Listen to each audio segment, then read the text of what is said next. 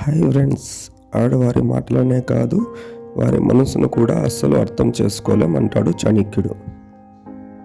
ఎందుకంటే స్త్రీలు ఒకరితో మాట్లాడతారు, మరొకరిని కటాక్షిస్తారు, ఇంకొకరితో ప్రేమలో పడతారు.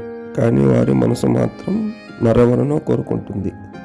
అందుకే ఎవరైనా పురుషుడు ఒక స్త్రీ తన మీద మోజుపడింది అని అనుకుంటే వాడు మహా మూర్ఖుడై ఉంటాడు, వానికి ఏమీ తెలియదని చాణక్యుడు అంటాడు.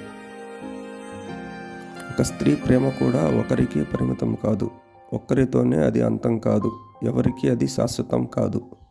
ఈ ప్రపంచంలోనే అత్యంత వేగంగా మారిపోయే, నిలకడలేనిది, ఎప్పటికీ తృప్తి చెందనిది, ఆకర్షణకు కూడా సులభంగా లొంగిపోయేది ఒక స్త్రీ మనసు మాత్రమే.